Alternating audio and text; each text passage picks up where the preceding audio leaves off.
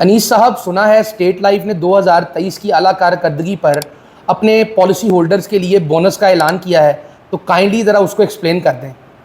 بہت شکریہ یاس صاحب، مجھے یہ بات بتاتے ہوئے انتہائی خوشی ہو رہی ہے کہ اسٹیٹ لائف نے سابقہ روایت کو برقرار رکھتے ہوئے اس سال بھی 2023 کے بونس کا اعلان کر دیا ہے۔ اچھا، اور اس کے ساتھ ساتھ کیونکہ 2023 کا جو بزنس تھا پورے سال میں وہ بہت زبردست تھا، اور ہماری مینجمنٹ نے اس اعلیٰ کارکردگی کی بنا پر ایک اسپیشل ون ٹائم بونس کا بھی اعلان کیا ہے جس کا نام خوشحالی بونس رکھا ہے، اور وہ بونس بھی ہمارے پالیسی ہولڈرز کے اکاؤنٹ میں شامل کیا جائے گا۔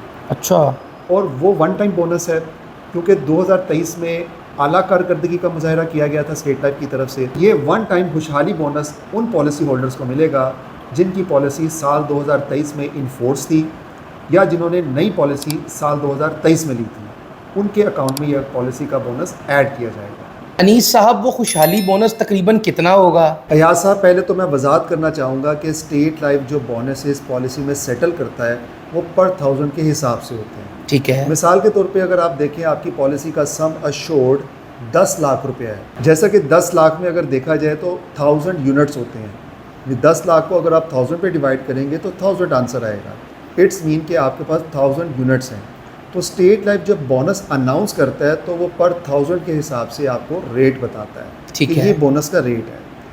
آپ خود کیلکولیٹ کر سکتے ہیں کہ اگر آپ کی پالیسی 10 لاکھ کی ہے، it's mean you have 1000 units, تو 1000 کو آپ بونس ریٹ سے ملٹیپلائی کریں گے تو وہ مخصوص رقم آپ کی بونس اماؤنٹ کہلائے گی، جو کہ اس سال کے حساب سے پالیسی میں شامل کی جائے گی۔ ٹھیک ہے۔ اب میں ناظرین کو خوشحالی بونس کے بارے میں بتاتا ہوں جو کہ ون ٹائم اناؤنس کیا گیا ہے 2023 کے لیے، اور اس کی کنڈیشن یہ ہے کہ ایسی پالیسیز جو 31 دسمبر 2023 تک انفورس رہی ہوں ان پالیسیز میں یہ ایڈیشنل بونس شامل کیا جائے گا۔ اچھا، اب ناظرین اسکرین پر ملاحظہ فرما سکتے ہیں کہ خوشحالی بونس کس ریٹ کے حساب سے شامل کیا جائے گا۔ آپ اسکرین پہ چارٹ ملاحظہ کر سکتے ہیں خوشحالی بونس کا، جس میں فرسٹ 5 پالیسی ایئرز کا جو بونس ریٹ ہے انڈومنٹ 20 ایئرز اینڈ ابو کا وہ 4 روپیز پر 1000 ہے۔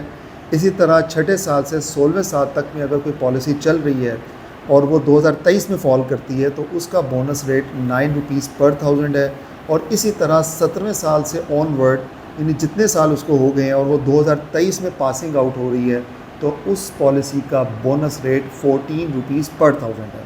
اس کو ہم مثال دے کے ایسے سمجھاتے ہیں کہ ایک شخص نے 2015 میں پالیسی لی، اب 2015 سے آن ورڈ اگر ہم بات کریں تو 15، 16، 17، 18، 19، 20، 21، 22 اور 23، یعنی کہ 2023 میں اس کا 9واں سال بنتا ہے۔